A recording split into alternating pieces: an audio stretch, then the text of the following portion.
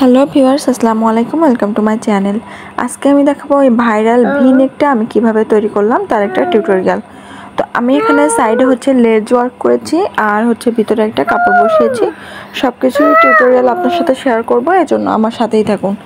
তো প্রথমে আমি এটা পেস্টিং দিয়ে করব, আপনারা বক্রম দিয়েও করতে পারেন।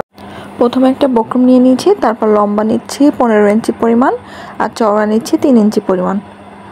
তো আর 1 ইঞ্চি পরিমাণ আমি এক্সট্রা রাখবো, এটা সেলাইয়ের জন্য, সেলাই করব সেজন্য। তো আমি 3 ইঞ্চি পরিমাণ নিলাম আর 15 ইঞ্চি পরিমাণ লম্বা নিয়ে নিলাম। নেওয়ার পর উপর থেকে 1 ইঞ্চি পরিমাণ এক্সট্রা নিলাম। এটা আমি যখন কাটবো তো আমার 1 ইঞ্চিতে সেলাই পড়বে, সেজন্য আমি সেটা করে নিলাম। আর নিচের দিকে আমি একবারে 15 ইঞ্চির মাথায় হাফ ইঞ্চি করে একটা দাগ দিয়ে নিলাম। আমার খুললে 1 ইঞ্চি হবে। তো এখন 3 ইঞ্চি থেকে আমি হাফ ইঞ্চি পরিমাণ একসাথে এই ভিটা করে নিব। তো দেখুন আমার ভিটা কাটিং কমপ্লিট হয়ে গেছে। এখন আমি প্রত্যেক সাইডে, সব সাইডে 1 ইঞ্চি পরিমাণ এক্সট্রা নিব। এটা আমার সেলাই করতে লাগবে আর এই 1 ইঞ্চিতেই আমি কাটিংটা করব। আর পেস্টিংটা যেহেতু নরম এজন্য বা পাতলা, এজন্য আপনার হাত দিয়ে চেপে চেপে দেন এটা কাটিং করবেন। আর আরেকটা জিনিস করলে ভালো হয়, সেটা একটু আয়রন করে নিলে ভালো হয়। তো সবসময় কারেন্ট থাকে না, এজন্য আমি আয়রনটা করতে পারিনি। এখন দেখুন আমি এটা যেভাবে মার্কিংটা করেছিলাম সেই অনুযায়ী কেটে নিলাম। এটা আমার বেশাপ গলা হয়ে গেল। এখন আমি এটা কাপড়ের উপর অ্যাপ্লাই করব বা কাপড়ে বসাবো। তো এত লম্বা কাপড় যেহেতু নেই, এজন্য মিডল পয়েন্টটা আমার একটু জোড়া পড়েছে। তো এটা আমি খুব ভালো করে বসিয়ে দেন আয়রন করে নিলাম।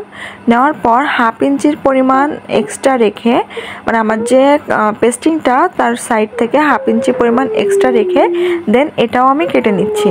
আর এই হাফ ইঞ্চি পরিমাণ আমি সেলাই করে নিব। তো দেখুন এটা আমি জাস্ট ভাঁজ করে সেলাই করে নেব। 2 ভাঁজে ভাঁজ করার দরকার নেই, একবার ভাঁজ করলেই হয়ে যাবে। এটা আমার কাপড়ের উল্টা পাশে থাকবে বা ভেতরের দিকে থাকবে, এজন্য আমার এটা ভাঁজ করার দরকার নেই। এভাবে করে আমি পুরোটা কমপ্লিট করে নিব। করার পর এখন আমি এটার মিডল পয়েন্টটা বের করে নিব, কাপড়ের মিডল পয়েন্ট। এরপর আমার যে জামার মিডল পয়েন্ট করে নিয়েছিলাম সেটাও আমি একসাথে ধরে তারপর সেলাই করব। আর বুকের অংশে আমি যে পার্টটা কাটিং করে নিয়েছিলাম, যে বুকের অংশে থাকবে, তো সেই পার্টটাও আমি আয়রন করে নিয়ে দেন হাফ ইঞ্চি পরিমাণ এক্সট্রা রেখে সেটাও সেলাই করে নিচ্ছি। তো সম্পূর্ণ অংশটা আমি এভাবে সেলাই করে নিব, এটা আমার বুকের ভিতরে থাকবে। এখন আমি যে মিডল পয়েন্ট, পেস্টিংয়ের মিডল পয়েন্ট আর আমার জামার মিডল পয়েন্ট, আমি দুইটা এক জায়গা করে এই মিডল পয়েন্ট থেকে আমি একবারে সোজা নিচের দিকে সেলাই করে নিব, যাতে করে আমি পেস্টিংটা যখন বসাবো বা সেলাই করব তখন এটার নড়ে যাওয়ার সম্ভাবনা থাকবে না বা পাকা হওয়ার সম্ভাবনাও থাকবে না। এখন আমি যে 1 ইঞ্চি পরিমাণ এক্সট্রা পেস্টিং রেখেছিলাম আমার বাইরের দিকে পেস্টিংটা, তো এই সাইড থেকে একবারে পেস্টিংয়ের গা ঘেঁষে আমি একটা সেলাই করে নিব। আর এই সেলাইটাই আমার মেন সেলাই। এটা যাতে বাঁকা না হয় আর পেস্টিংয়ের উপর উঠে না যায়, সেটা আপনারা খেয়াল রাখবেন। তো এটা একবারে পেস্টিংয়ের গা ঘেঁষে সেলাইটা করে নিব। আর সম্পূর্ণ অংশটা আমি এইভাবে করেই সেলাই করে নিব। আমি একটু ধীরে ধীরে দেখিয়ে দিচ্ছি যাতে করে আপনারা বুঝতে পারেন। তো এটা সেলাই করার পর আরেকটু কাপড়, 2-3 সুতার মতো কাপড় এক্সট্রা রেখে দেন এটা আমি কাটিং করব। আর এই পার্টটা যেহেতু আমি উল্টাবো, এজন্য আমার এই কাপড়টা অবশিষ্ট রাখলে ভালো হবে।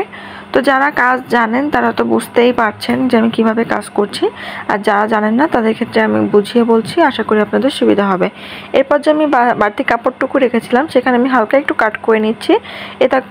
এটা করলে হবে কি, এটা গলাটা উল্টালে ফিনিশিংটা খুব ভালো আসবে। তো এখন আমি গলাটা উল্টিয়ে নিলাম। উল্টানোর পর আমি এর উপরে একটা চাপ সেলাই দিয়ে নিচ্ছি। আর এখানে চাপ সেলাই না দিলেও হবে, যেহেতু আমি লেসটা বসাবো।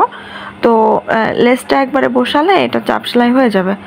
তো আমার মনে নেই, আমি লেস বসাতে চাইছিলাম না। তো পরে যখন লেস বসানোর সিদ্ধান্ত নিয়েছিলাম তখন আমার ভাবলাম যে এটা ভুল হয়েছে। তো এরপর আমি উল্টা সাইডে যে বাড়তি অংশটা ছিল 1 ইঞ্চি পরিমাণ, সেটাও কাপড়ের সাথে সেট করে নিলাম। এখন আমি লেসটা বসাবো। লেসটা আমি উল্টা সাইড দিয়ে বসাবো, তাহলে আমার সদর সাইডে খুব ভালোভাবে বসে যাবে। এরপর উল্টা সাইডে যে কোনো এক সাইড দিয়ে আপনারা সেলাই করবেন। আর লেজের সাইডটা যেহেতু অনেক বেশি চিকন থাকে, এজন্য হচ্ছে একটু ধীরে ধীরে সেলাইটা করবেন, তাহলে হচ্ছে দেখতে সুন্দর লাগবে। তো আমি 1 থেকে 15 ইঞ্চি পরিমাণ, যতটুকু পরিমাণ আমার গলাটা রেখেছিলাম, তো ততটুকু পরিমাণই আমি সেলাই করে নিলাম।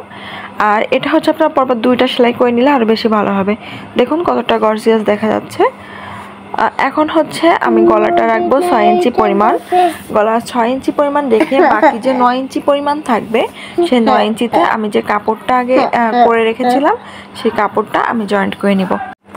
এখন দেখুন আমি কাপড়টা বসিয়ে নিলাম, আর কাপড়টা খুব ভালো করে সেট করে নেবেন। আমার গলাটা আমি যেহেতু 6 ইঞ্চি পরিমাণ চওড়া হয়েছে, তো 6 ইঞ্চি চওড়া রেখে আর 6 ইঞ্চি যে লম্বা সেটা রেখে আপনারা হচ্ছে এটা পিন আপ করে নিতে পারেন। আমি পুশপিন ব্যবহার করে পিন করে নিচ্ছি, তাহলে হচ্ছে কাপড়টা নড়ে যাবে না।